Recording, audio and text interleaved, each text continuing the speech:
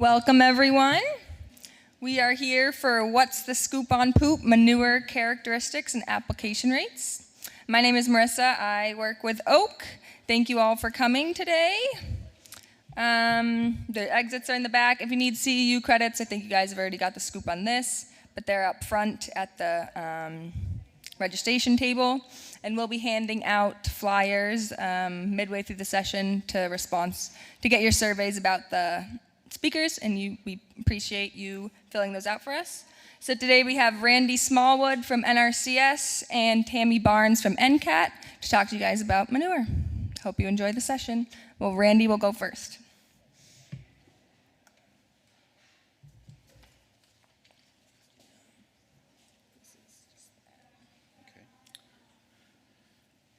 And also, we'll be handing a mic. We'll do questions after each speaker, and if you're in the audience, we're trying to get it recorded, so we're going to hand around a mic. And if they don't get into the mic, please repeat the question if you're the speaker. Thank you. Good afternoon. As you said, I'm Randy Smallwood, worked with NRCS, working on my 35th year, I think. And through the years, we've done a lot of work helping farmers with nutrient management issues, waste storage, waste application, and I'm just this afternoon I'm wanting to get you just thinking about manure. As you know, if you're working on an organic farm, most times you can't have too much manure, but a lot of times in the state of Kentucky you can have too much manure depending on the operation that you're on.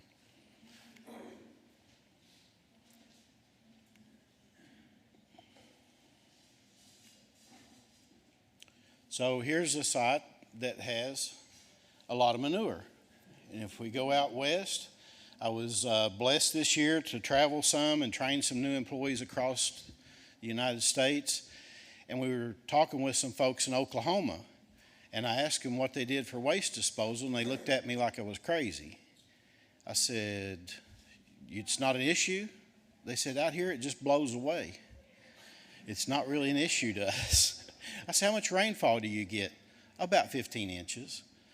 So they did have ponds to kind of collect the manure if it were to come a big thunderstorm or something. But for the most part, they didn't worry too much about it, and their neighbors didn't care if their fields were fertilized from it. So it depends on where you're at.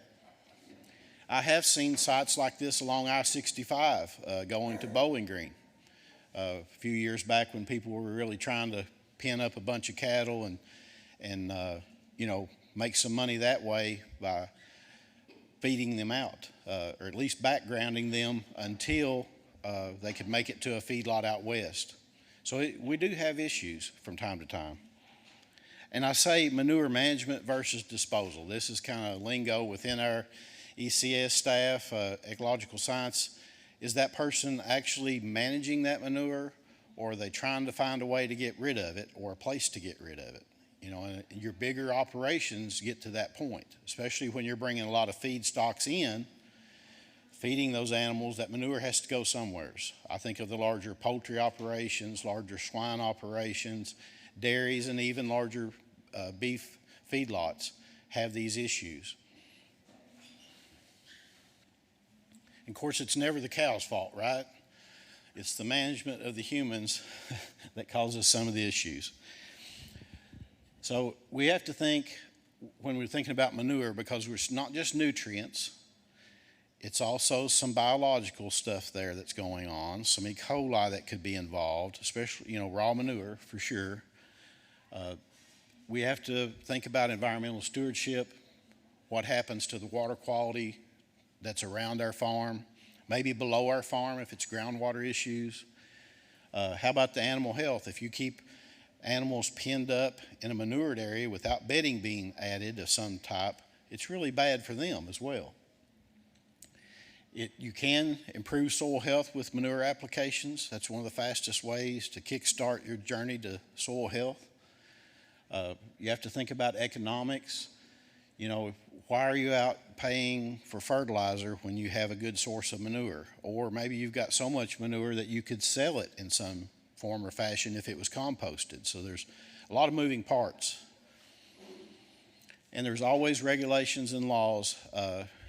It could be something local. you can't spread manure near this subdivision or in this particular city limits or something that way. It could go up to the state level, and that's usually where it stops. The great big operations, CAFOs, fall under federal regulation. And so if we're managing our manure in a good way, we don't have to worry too much about runoff. But in Kentucky, we need to be thinking about that. Now, I've got a map up there. What's that map about? That's all sources of nutrients. The green is just natural sources, whether it be grass growing, decaying, woodlands. The yellow is typically cropland that may be over-fertilizing. Could be high animal production areas with cropland. And the red, one of the higher sources, is actually municipal. So it affects everything. It affects, when you put it all together, it can affect the Gulf. Something from my farm could affect the Gulf of Mexico eventually. If I had put enough manure near the creeks. The Great Lakes have been affected in the past. The Ohio River, your local stream, your recreation can be affected. You take a canoe below somewhere where someone has cattle in the creek or has a manure discharge. That's not a pleasant afternoon with the family, is it? Especially when you have to clean your canoe off later. And finally, drinking water. We all have to drink water at some point in time in various forms. So it's important that we think about that. A closer view on the map, just to give you an idea. So there's always a fight between agriculture and municipal systems, and like Division of Water in the state is like, whose fault is it? Ag's pointing at municipalities and municipalities are pointing back at ag. It's a never-ending battle.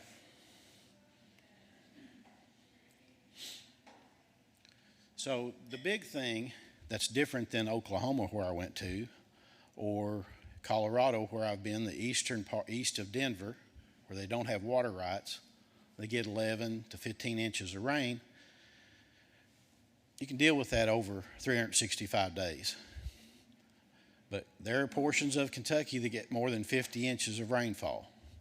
So you got a lot of rain coming from the sky. Depending on the operation, you could have poor absorption due to management.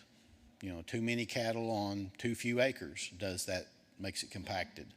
So most of the rainfall runs off. It could be farming in a way that compacts the soil as well. So we got a high potential for gully erosion and also sheet and rill erosion. We also have a high potential for leaching into karst areas. What's karst? Porous limestone. So if we look just in general from Nashville through Bowling Green through Lexington is the bigger karst area in the state. And there's areas out around that, acreages that also would fall into that. Some areas up around the Ohio River. So that's when you're concerned about groundwater. It goes down instead of going across the landscape and scouring or causing erosion. That way it's going down and any contaminants are in that groundwater supply. Hey, in Kentucky, we got a lot of rural water. They're drawn from man-made lakes. We shouldn't have to worry too much about wells. Well, when that supply cuts off one day and we have to go drilling our own well again, when someone says the city needs the water, the county needs the water, the cows don't need it as much as the people, then that could be a bigger concern at that point if you drill down and everything's contaminated. Then we got more than 90,000 miles of streams in this state too. So how do we manage it in a correct manner? We could go back to the old days and farm basically fence row to fence row like that bottom left picture. And that's what we get when all the native vegetation, the native trees that are protecting the drains are taken out. You end up in situations like that. And you can see that there's crop residue right in front of him. Brian Jacobs, one of our soil scientists, at that time he was a planter. How do I plan this, Randy? Well, we're going to have to put some type of permanent structure there that's going to cost a lot of money to fix that situation. That happened in 1 year. So I'd much rather see nutrients put on in the proper amounts in the right place, right form, right time. Cover crops such as crimson clover and wheat, rye. Have grass waterways to fix situations like the one down on the left. Alan Arthurs is he sees his cows in the middle here. That's one of the best pictures in the state of Kentucky as far as a conservationist farming in a really good way. Use switchgrass, big blue stem Indian grass, I think is what he has on this field. Doing a great job. If it comes that big 5-6 inch thunderstorm once in a 500-year deal, Alan's in pretty good shape. The guy on the left is not in very good shape, ready for that rainfall. You know, cover crops, different ways to do cover crops. Here's one in West Kentucky where they have wide rows and they're worried about the ground warming up. So we're getting coverage through tillers eventually, but they've got a great looking cover crop there. So wise use, wise management. So then we get to the point of what do I need to do? So just moving forward. In Kentucky, and every state's different, we have a thing called an ag water quality plan. So anybody with 10 acres or more that's in ag production is supposed to have this plan filed at your local conservation district office. And that's, in the past, that's been the district offices, which NRCS works out of sometimes, working with the Division of Water to come up with a plan to educate producers mostly of what things could cause harm to the waters of Kentucky. And we also have if someone wants to come to work with us with a program, let's just say it's nothing but cropland, then we can say manage it according to the 590 NRCS standard, and we can maybe do a payment with you for you managing it in that way. And what that gets you is following UK's AGR1 requirements, so you're putting on the right amount for that crop, whatever they're growing. We look at nitrogen and phosphorus potential loss with that application to each field. We look at the soils. We look at the soil loss and that producer's management of that crop, and come up with a good plan to go by to make sure that we limit the amount of nutrients that can leave. And the CNMP is kind of like one step farther. You're actually producing manure on that site. You're deemed an animal feeding operation. You're bringing in outside nutrients, you know, even if it's hay from another track, to feed your animals, gaining more nutrients in that system. Where are you going to put that? So the second part of that step is apply according to that plan. And in the back of your mind, always know that in this state, Division of Water can act, you know, as law enforcement basically, to come to your site. And, you know, there's fines, there's warnings, there's different things that are involved there, but they have a job to protect the waters of Kentucky. So guess what the number one call that Division of Water gets is actually about? Odors. I can remember back getting off the school bus in the fall. You know, you'd gone back to school, and my dad would clean out the barns in his later years, or I guess when we were in high school. When I was young, we had to clean them out with pitchforks. But later, he got a front end loader and he got a manure spreader. And as I was getting off the school bus one afternoon, every kid on there was going, "Oh, what's that?" And Dad was spreading manure. So odors is the number one call that comes through. They call Division of Air Quality, you know, whatever organization that is in the state, and air quality forwards all those calls to Division of Water. There's a manure problem. So just looking back on it, that's the number one thing. Number two is they're transporting that manure off-site, spreading it, and they're getting mud in the road. So some of the larger operations will have that problem, and they call the state police. State police calls, I don't know who we call, Division of Water, and they end up calling those folks. Then once Division of Water is involved, they call us and say, help us write a plan for these folks, whether it be a CNMP or the district folks help them with the other ag water quality plan, whatever they want to do. So remember, it's complaint driven. So if you're doing wise use of your nutrients, you're not stockpiling it up next to a stream, you're not putting it out by the roadway for everyone to look and smell, maybe you won't have as many problems. But with more animals come bigger issues. And so what it all is getting back to is benefits of putting on optimal amounts. I was at a pesticide meeting one day and met a guy, and he was telling me where he was from. He was from down in Georgia, and he told me a nutrient management issue that he didn't even know he was telling me about. He was talking about chicken litter and how the state was really getting the large chicken operations coming into the state now, and that on his home farm that they had every cow that they had came down with foot rot. You know, foot rot is an irritation. You know, you might have one old cow out there get it, stepped on a stone wrong or something, split her hoof a little bit. Bacteria got in there and swelled up. I've seen it on my place. You don't want your bull to get that, do you, Alan? It's he goes on vacation for a little while till he gets healed up. So you want those animals to be healthy. And I was talking with him. I was like, the whole herd? And he goes, yeah. I said, beef cows. Yeah. I said, I've never heard of that before in my life. He said, well, we fed them Bermuda grass and we fertilized it with chicken litter. And he said, Dad did that every year, same amount. He didn't soil test, just keep pouring it on year after year. And they gotten to the point where it was like 30% chicken litter laying out there on the ground and 70% grass.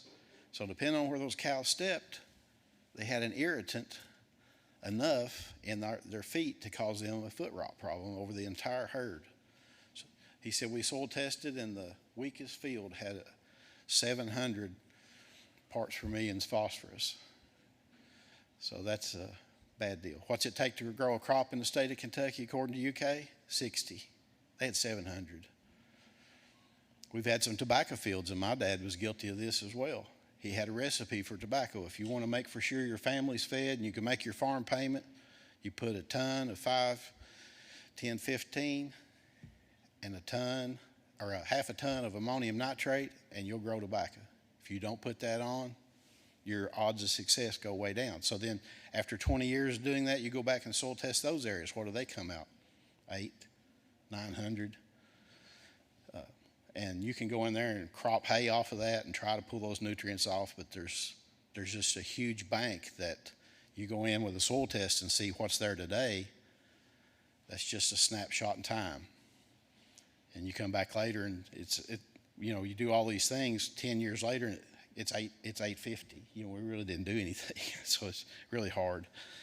Once you mess it up, it's hard to fix it, I guess is what I'm trying to say. And it doesn't matter if it's a quarter acre or 2,500 acres, it can be messed up.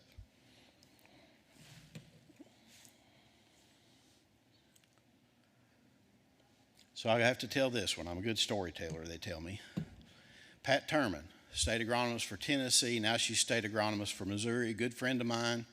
I first started in 2010 in the state office in Lexington. Made a journey to visit Pat and learned from her because she'd been reviewing comprehensive nutrient management plans written by TSPs for years. And I did learn a lot from her. One of the stories she told me was when she was in 4-H camp that she'd been there a couple of days and she got really sick and had to leave. Their only source of water at that camp was a well. And if you go over the hill, and you know how the lay of the land works, there was a layer of rock tilted toward that camp and toward that well. And there was a feedlot on the other side. And the producer wasn't really thinking about it because there was a fence there. He wasn't looking over at the 4-H camp every day. And her and a bunch of other students got nitrate poisoning and could have died from it. You know, it's a really bad deal. So that's a real life story when someone says, well, the water quality doesn't really matter. It matters. You know, maybe we're so used to rural water in Kentucky that we don't think about this. But how about those kids playing in the creeks? You know, those groundwater areas become surface water real quick. But Pat's doing well now, so no worries there. So what we're trying within RCS and working with producers is try to prevent over-application. And, you know, nitrogen affects groundwater, you know that. Nitrate levels above 10 parts per million is unsafe for humans. No telling what kind of dose Pat got. Cattle, remarkably, can go, you know, over less than 100. 100's kind of their cutoff. So almost 10 times what a human can withstand.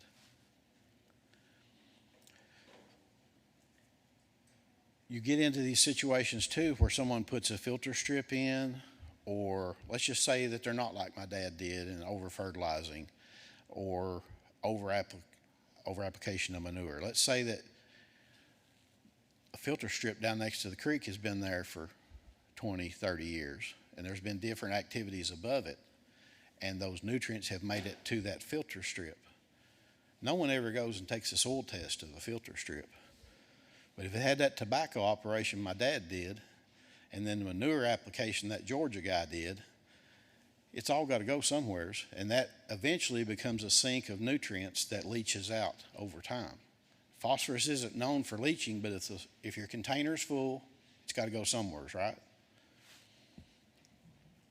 And typically in cropland, we don't find a lot of problems if the K factor is high. It's kind of hard to keep your potassium really high in a crop situation.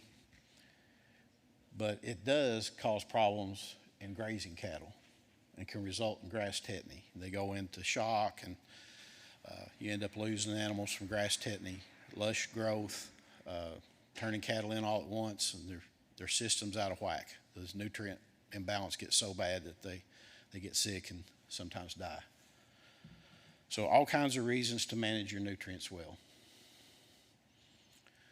So this would be like chicken litter or composted manure. I can't tell from a photograph.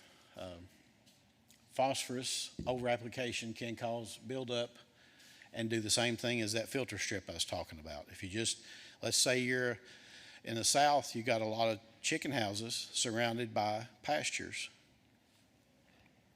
versus cropland. Let's say we're growing corn silage. When you go through and cut that, you're taking the entire plant off, right? If you're growing corn for grain, you're just taking the ear off. So what percentage of phosphorus are you taking off? Very small. So depending on the crops that are grown and the amounts that are put on, that can also quickly build up and become a source. And the phosphorus is a problem because of algal blooms. You know, the Great Lakes have a phosphorus problem. Typically, I've seen things and studies through Mississippi River Basin Initiative that show that Kentucky is typically a source of nitrogen because of our groundwater, the karst areas I was talking about. And that for the most part, our phosphorus isn't in such concentrations yet that it causes many problems.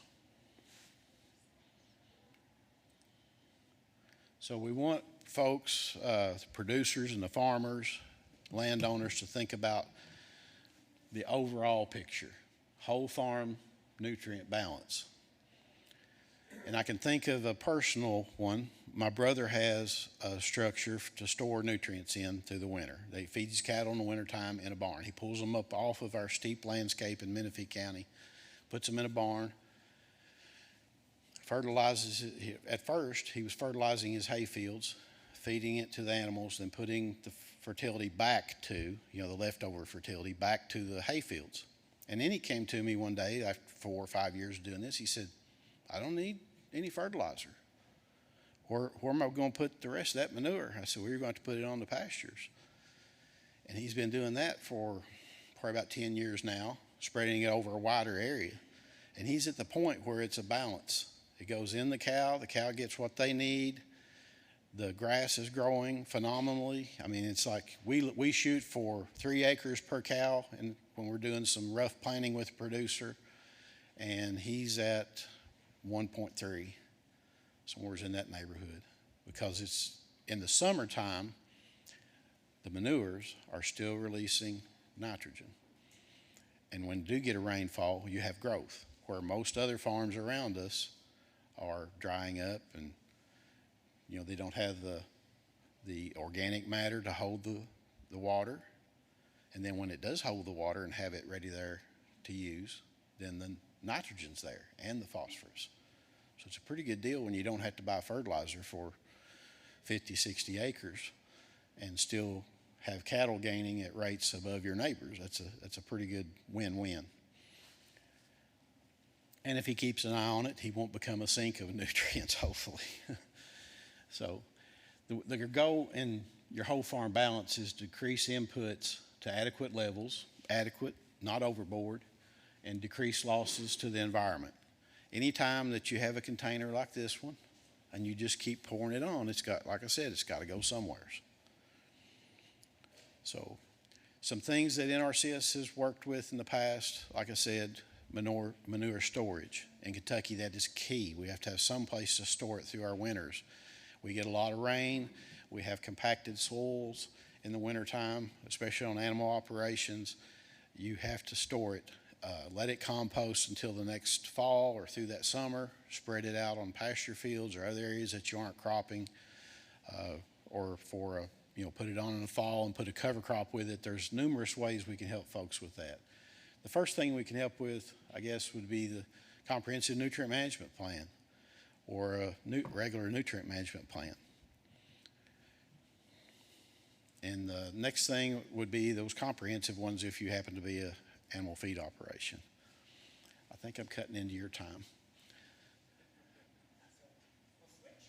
Yeah. Thank you for listening to me.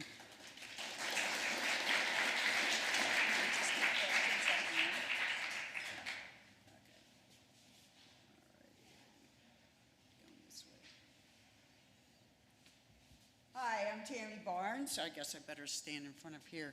I'm with NCAT. So in a previous life, I actually was the state's nutrient management planner. So I actually worked with Randy and all the other folks at NRCS with helping farmers develop their ag water quality plan. If you don't have one, you need one. It is voluntary. But I also helped a lot of animal farmers from poultry to dairy to beef cattle operations come up with a rate of how much manure that they actually needed to apply. So I'm going to kind of jump back a little bit on gears here, and let's just think about plant nutrients and what we're getting in our manure, because that animal eats that plant, they're not efficient, it's going to come back and dump down. So our plant nutrients have to be dissolved in water for that plant, for the mycorrhizal, activity, the roots, to take those nutrients up. And some nutrients are more easily dissolved in water than others, nitrogen being one of those.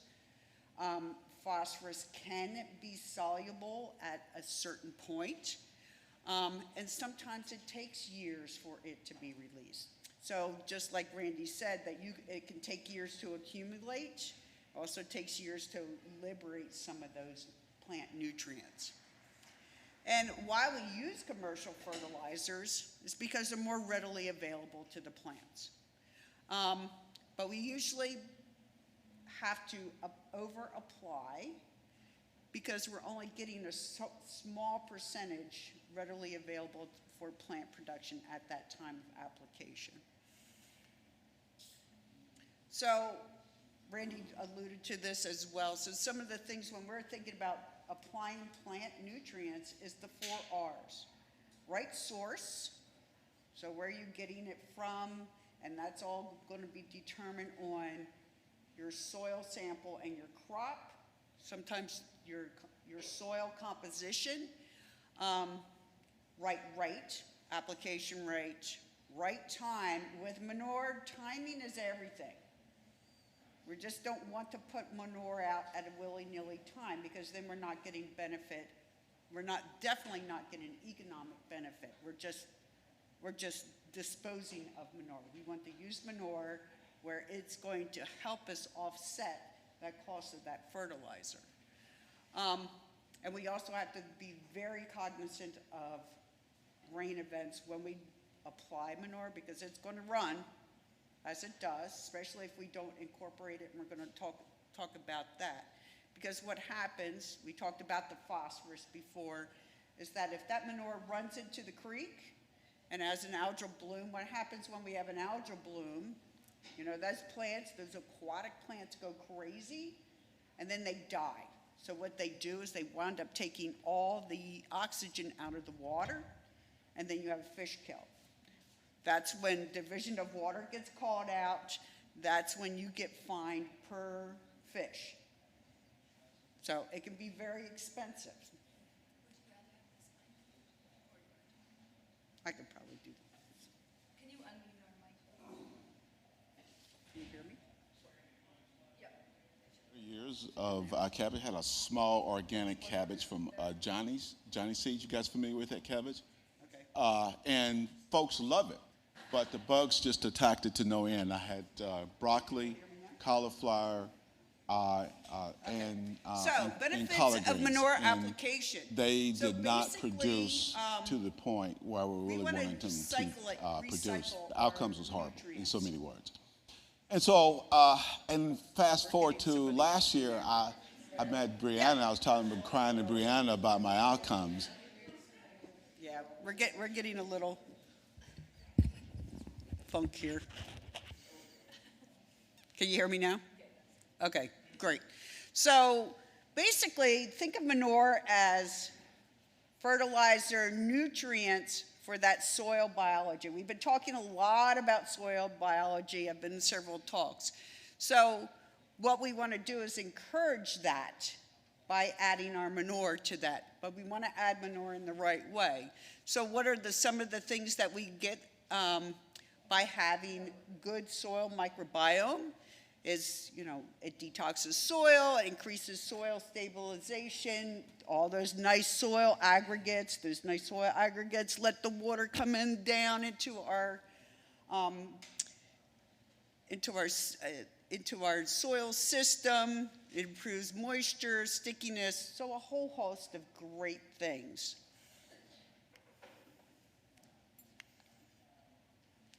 So the other thing that we want to think about when we're thinking about nutrient uptake in that soil, I call it kind of like that soil ecosystem, you know, is we have all this great reactions at that microscopic level, at that root hair system, and there is a conversation between soil microbes, fungi, root hairs, root plant, and we want to be cognizant of that when we are encouraging this whole dynamic. And studies have shown that we do increase that biology in the top 3 inches by adding manure. But we can't just add manure because we're going to help that soil system. We got to be judicious. So let's think about it. We have through the, you know, it's the Water Quality Act from 1970s. So, you know, most states have a state nutrient management plan or a comprehensive nutrient management plan, which is where Randy was talking about. If you're producing manure on farm, then, and you have a system that needs a containment system for that manure, i.e. a dairy, or in many other states you need a comprehensive one. If you have a dairy, if you have stockyards, if you're backgrounding animals, The state of Kentucky does not recognize a CAFO, a confined animal feeding operation. They recognize it as, they classify it a little bit different, so therefore we don't need a CNMP. If I were in Iowa and I had 500 head of cattle, I would need a CNMP, especially if I had them on a feedlot. So a lot of different, depends on the states. So with nutrient management plans, what we want is an idea of our rate according to what we're producing or what we're purchasing. So either way. Big thing, soil samples. I mean, I was an old extension agent. I mean, that was the mantra.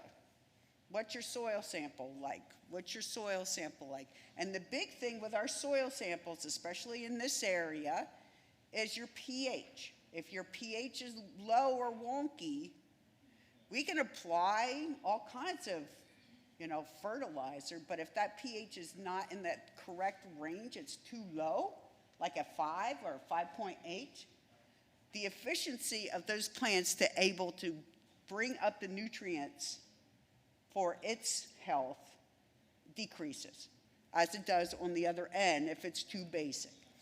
So soil samples so we can correct pH, number one. Manure analysis. Nobody wants to sample manure. I mean, I've talked for years, sample your manure. How do I sample manure? Somebody gets in there and takes one shovel full. No, it's sampling manure is just like sampling your field. Lots of different samples, small samples in a bucket from around the pile. I mean, most people, they got that manure stack in the yard. They take one sample, they get through the crust. Well, it's been rained on for a while. So the crust, there's nothing on that crust that is even representative of what you're actually going to spread on farm. So manure samples, critical. Compost sample. Sample your compost as well, because we're going to think of compost, animal compost, any other compost as fertilizer. So we're going to use that to our advantage. And we could talk probably about a half an hour just on why we're going to sample our manure and how to do that over a course of time. Because animals are different. The number of animals that you have, the amount, what you're feeding will change that manure sample. How you're stacking it will change that manure sample. So usually with my producer, I would say, let's sample it over 3 years and then take the average. But at least we have some kind of guidance to what our actual manure nutrients are like. The other thing that we need is a crop rotation, pasture type, amount of cover. Is our soils compacted? Do we overgraze? If we overgraze, guess what? It's like, it's like a golf course. What's going to happen to all that manure when it rains? Zoop, goes right into the creek. Spreader, your spreader equipment needs to be calibrated. How many people have even thought about calibrating their spreader? If I give you an application rate of 3 tons per acre for your chicken litter that you just spent a lot of money for, and you don't know what your spreader rate is, you might be wasting money. So you need to be able to calibrate your spreader, and it's pretty easy to do. And there's lots and lots of online calculators. Just so, if you can't find somebody at Soil Water District that can do this, there are calculators that are out there. And it is kind of a pain in the butt. I mean, I'm going to say that there's a lot of science that is backed up behind manure management. When you get into the middle part of the United States, it's a big business, and they take it seriously because, there's a lot of nitrates that go into Iowa. Des Moines sued all the producers around that area for high nitrates in their water. Why is that a big deal? Because it's hard to take the nitrates out of public water. They can't get it down to EPA standards. So things that we do on land actually can affect your cities. It affects everybody. So, how much manure does my animals produce? Well, it depends. So when we do nutrient management planning, we always think of animals as in groups of 1,000 pounds. So, my one horse that's 1,200 pounds, he's a 1.2 animal unit. My layers, about 0.3 pounds. Beef cows, sheep, and then if we have bedding that goes along with it, then we just diluted the nutrients and we have more volume. So, once again, different species, we feed them differently. They actually have different digestive systems, and I'm not telling you anything new. A horse does not digest fiber like a cow. There's, your monostomachs and your four stomachs, your ruminants. So, swine, poultry, beef, dairy. Yes, there are differences between dairy and beef cattle, even though they're cattle. Makes sense because we've got different levels of production. Sheep and goats. So this is percentage of dry matter, pretty high. These are a little old, so our diets are probably a little less than nitrogen now. Phosphorus, same thing. Swine's pretty high, monogash, versus our beef and dairy folks. Poultry, depending on the type of poultry operation that you have. Obviously, if you have layers, what are you giving them? Calcium? You're also giving them phosphorus because they're usually lumped together. That's why we have high phosphorus levels in our karst geology. Old C, high calcium, high phosphorus. They kind of go together.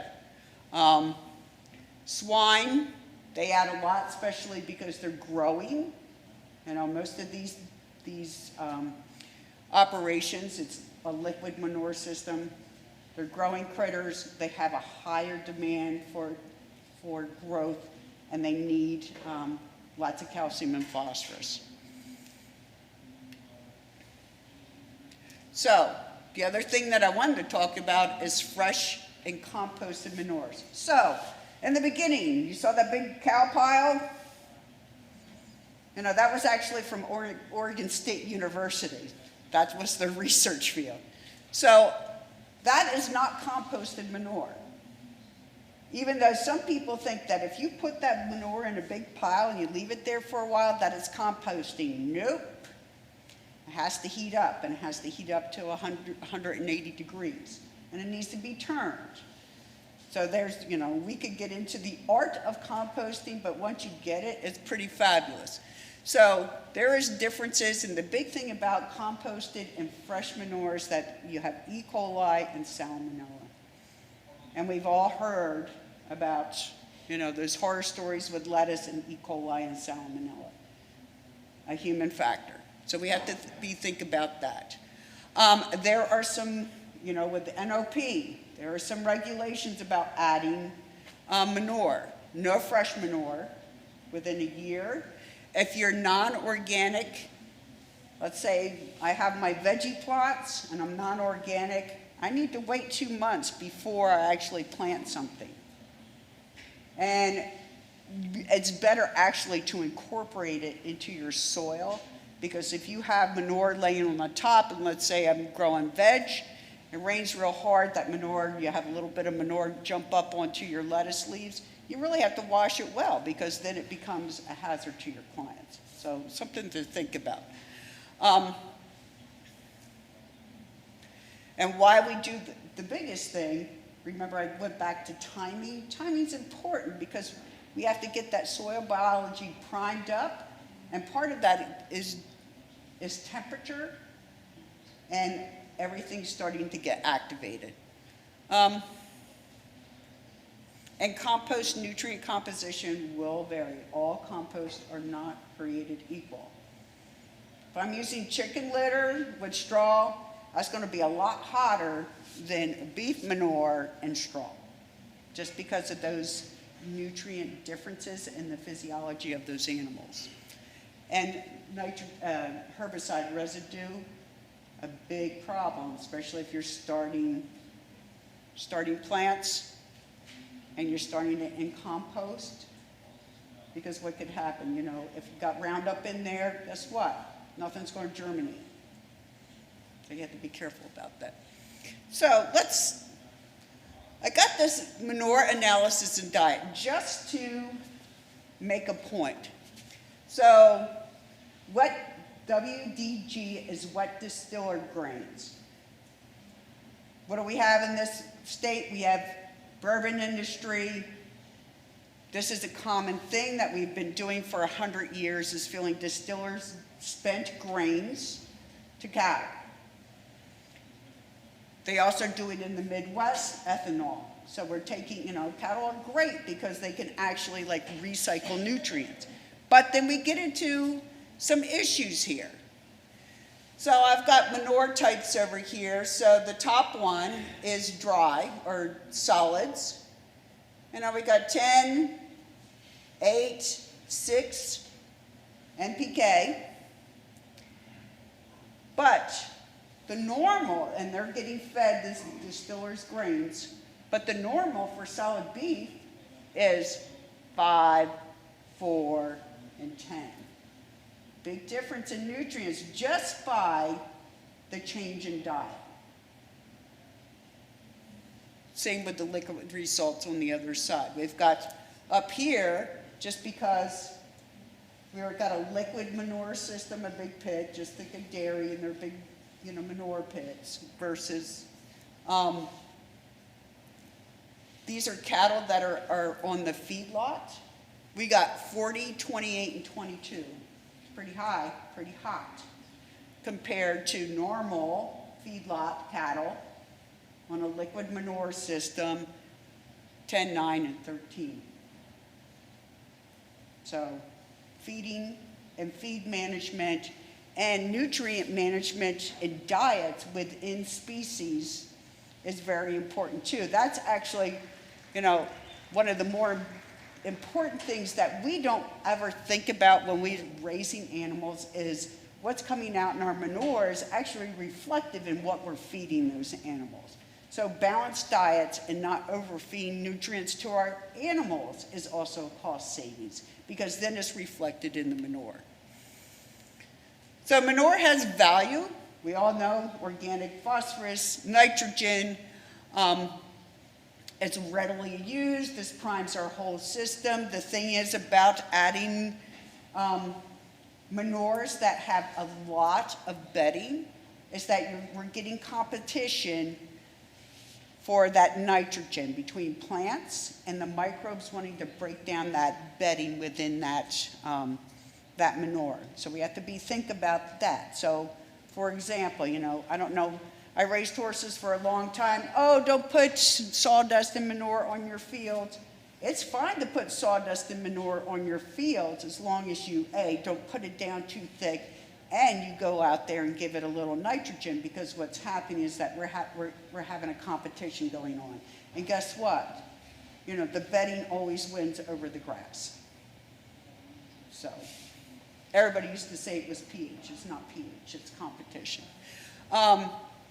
P in manure is mostly slow released unless that soil is saturated. It can't hold any more phosphorus, and then it becomes highly soluble. There are some studies out there that say that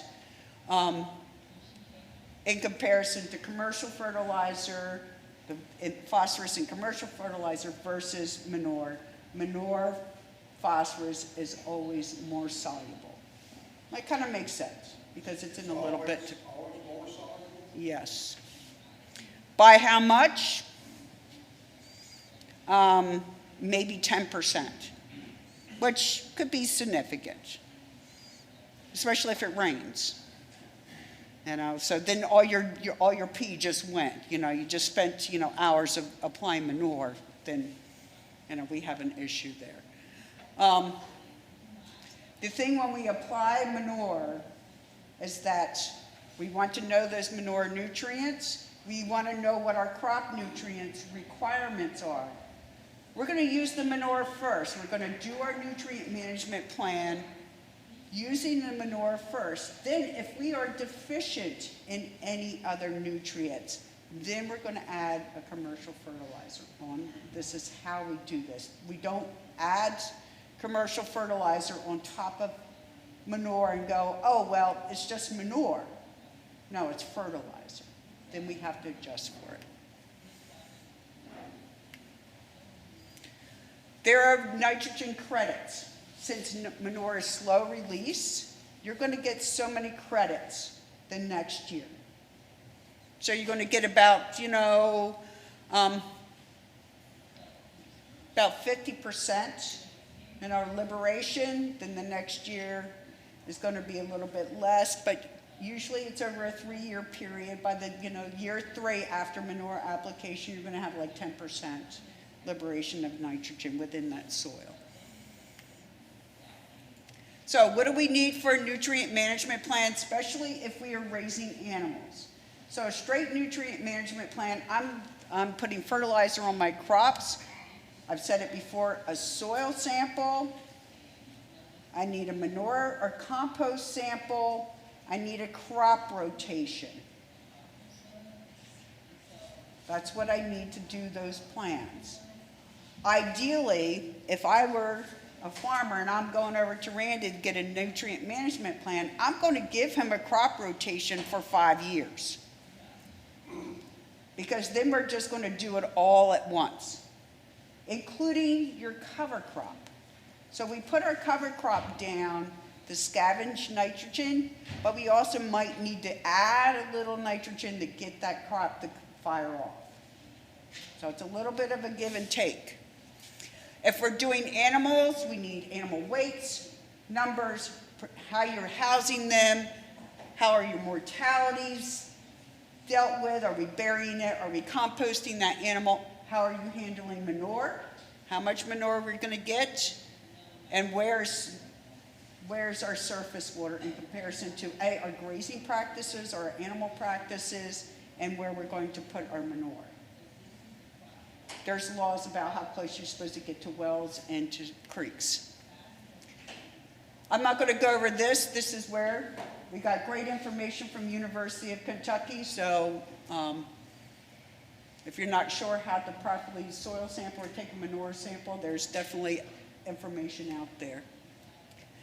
So here's on the left-hand side, we have 2 soil samples. Top one has a 98. Because I'm going to back up for a second. In the state of Kentucky, we apply manure to satisfy the phosphorus needs of the plant, not the nitrogen needs of the plant. That is how our state nutrient management plans are written. Just because we are in that we have that karst geology and that we are high in phosphorus. Our soils are very high in phosphorus. And we know that. That's what makes great racehorses. Calcium and phosphorus. So, if I have a 98 in my phosphorus content in my soil, I'm going to apply nutrients that satisfies that plant's needs. I have an 850. This is a real dairy farmer. He was really unhappy when I told him that he had to get rid of his manure somewhere else than this field. And we're not ever going to put phosphorus on that field for a really long time. And you could tell that he was applying a lot of manure. What's happening under the cover? The potassium level is also very high as well. They go together. So we have anything over 800 or 600, we're not applying any phosphorus nor manure. Am I getting close? Okay. So crop rotation, pretty obvious. What are we planting? Write it down. I'll give it to him. And then, so how many people are actually raising animals? Just, okay. So what we're doing there. Okay. So what we're basically doing is that we are calculating what our manure, how much manure we're actually producing. So this is a calculator that is actually found at University of Kentucky at the website. It's not up right now because they're actually, they're fiddling with it. But basically, we're going to put in animal numbers, the animal, what kind of animals they are, how much they're eating, whatnot. And then we're going to come out with a tonnage per year. So that's where we're going to start with our nutrient management plan if we have animals. So how we derive those numbers comes from this worksheet, and this worksheet gives you volume of manure on average, and then manure nutrients. So these are averages on the manure nutrients. That's why we actually want to sample our manure, so it's actually representative of what we're producing. So worksheet 2, we're coming up on our worksheet. This is how we get to the calculations, is that we have our fields, our acres, and we also have our phosphorus content in our soil p-test. So we're going to put that up there. We got our crop, and then it comes down and it calculates what kind of rate we're going to apply onto our farm. So basically, depending on if you incorporate your manure and how that manure is stored, it's going to tell you the available nutrients that you have in that manure. So we're going to jump over this way. So here's my animals. And then if I broadcast it and then incorporate it, I'm not losing too many nutrients. If I inject it, I'm definitely saving my nutrients, aren't I? So incorporating it and getting it into the soil is going to save your nutrients, and it's actually going to prime that soil to really start rocking and rolling.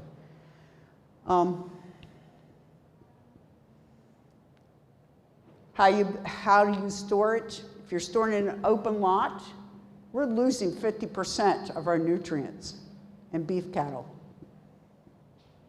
You see that up there? If I had it under a roof, I retain 70% of my nitrogen.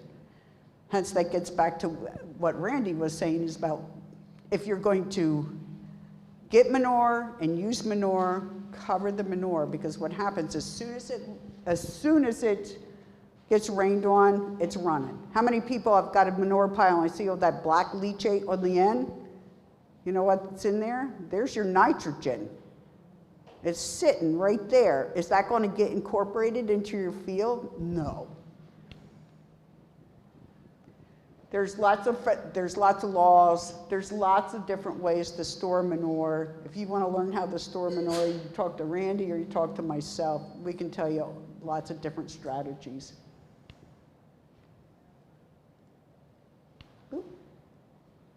So this is it at the end of doing all that work.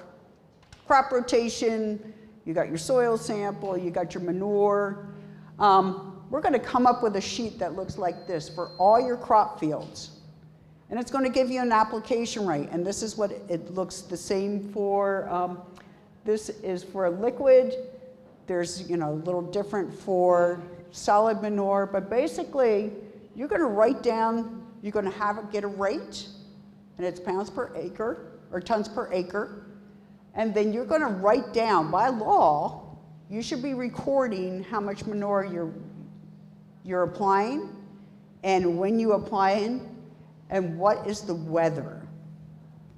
So if something happens, and let's say, it was nice and sunny when I applied it, we had a rainstorm, a gully washer, and you killed a bunch of fish, and Division of Water comes out and it goes, where's your application rate? Where's your recording? You have it right here. So it's super important. this is something that I used to do for my farmers just in Manure County, so you know where everything is going, record every field and how much you're doing. And there are setbacks. You got a setback from the road, you got a setback from churches, schools, and you have to set back from water sources. And this is found in that nutrient management plan, also in that, the extension publication. So, what do we need? We need all those things to do a nutrient management plan. It's a part of your ag water quality plan, really important. It's also, if you're an organic producer, what do you got to do? You got to record this anyway. But you got to think of manure as fertilizer. And with that, I think my time is out. So thanks for your time. If you have questions about manure, come and see.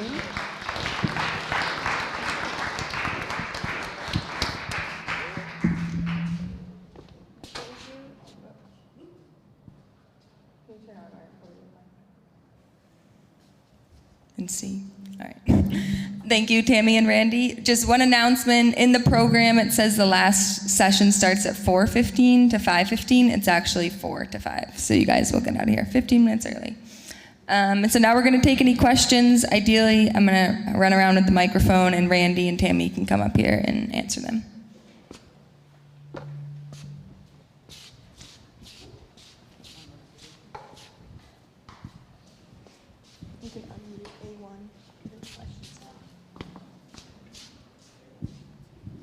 Thank you so much, Tammy and Randy, for your very informative presentation.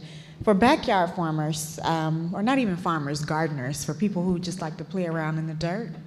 And we get our compost from landscape centers. Okay, are they required to do certain testing for their compost where we know the level of phosphate and nitrogen that's already in their compost? You can ask them if they have done analysis on that and see if they'll supply that.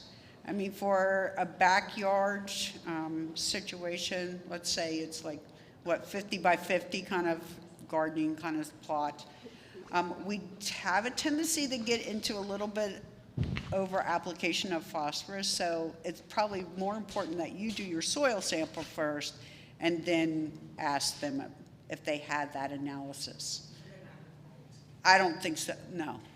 But if I were selling compost, I would have that as a good business thing. Can you get it analyzed? Yes. You take that sample into your extension office and they will send it off to regulatory services at UK and they'll give you that information back. I guess another way to do that would be just a soil sample and put some, whatever rates you needed this year, put it on and then soil sample the next year and see what it's doing to your land. Mm-hmm. There's another way to do that. But being that small, they wouldn't be required to have any type of plan, but it's just something you do for your own knowledge. Yes, sir.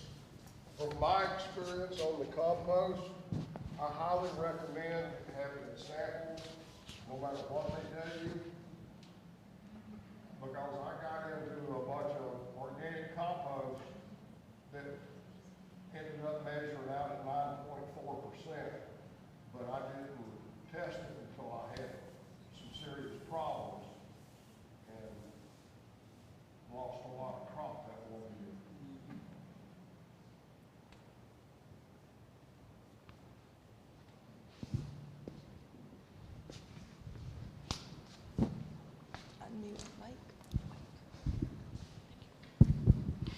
My question is on the organic certification about, I was under the impression that it's 120 days from that you cannot harvest a crop off of a garden, and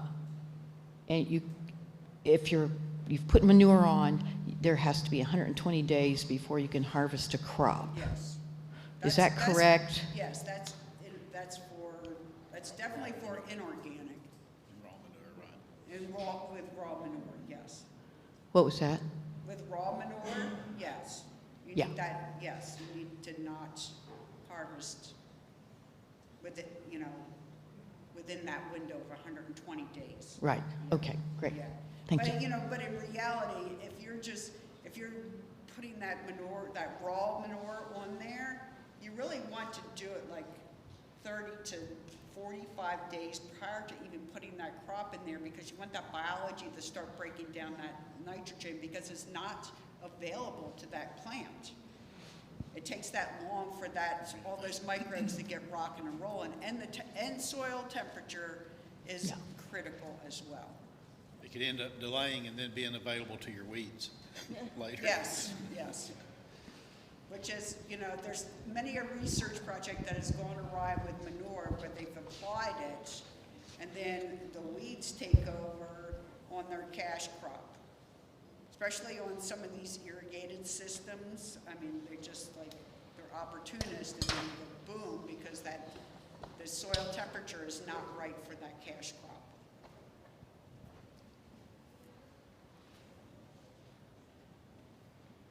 You got time for one or two more questions? I have one, if no one else does. Where would you recommend getting your manure tested, and what for? Just like NPK, or is there anything else you should look for too? So, within the state of Kentucky, there are 2 places that you can take your manure to get tested. You can take a proper sample and take it off to the University of Kentucky, like take it to your extension agent, then they'll get it to Regulatory Services in Lexington. Word for the wise. If you want a good analysis, do not drop your manure sample off on a Friday, because then it has to stay in the fridge and cool until it gets shipped off, which people in the extension office get kind of cranky with smelly manure in their fridge. Number 2, if you're sending it off to Manure Regulatory Services, you need to have it, take it and ship it on a Monday. Because you don't want it there sitting overnight or over the weekend, because what happens, we still have biological activity within that manure, and there's been many stories, especially with liquid manure systems, where that peanut butter jar has exploded. Unhappy people, because it's in the mailroom. So, you know. Or lunchroom. Or the lunchroom. So the other thing is like say, oh, you have an opportunity to go and sample, but you can't get it. Sample it, do a good sample it, double bag it, and put it in like a plastic container, then freeze it, so you're not having all this biological activity going on, and you're not losing nutrients. So yes, because it will start, it's alive with microbes. So they would appreciate a call ahead of time, get some instructions on how to take a proper manure sample. Let them know that you're coming with that manure sample. Yes, and they have especially your a place to extension store agent. it. Yes. There's Waters also that's out in West Kentucky, Owensboro, that also does that. Their turnover time is usually a little bit quicker. So it depends on, how much you want to do. NPK, pH on some situations, especially if you're doing biosolids from municipal, and you're putting that on pasture, pH is critical, because pH can be really wonky with some of those, some of that waste. Louisville green it's fine for pastures, don't put it on your veggies. Calcium, phosphorus, sometimes calcium for sure. There's some micronutrients that can go along with that too, that you can have it. It depends on how much money you want to spend. Anyone else?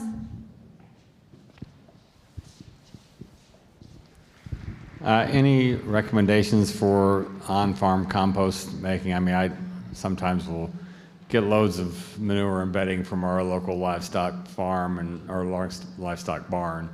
Bring it home, I'll put it in pile, and I'll turn it with my front loader and stuff like that. Any other good publications about on-farm composting making? I mean, I don't have a turner or anything. I just use my spreader.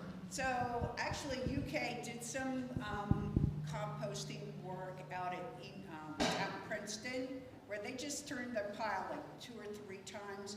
The idea is that get that pile at least turned because those microbes want air. Right. So if you look at Cornell University, there's, I can't remember the lady, she's just like the wizard of composting. So the other thing to kind of think of is when you get that manure in, take some old bedding, even sticks, put that on that bottom layer so you're getting some kind of draw of oxygen up through that pile. That's pretty critical.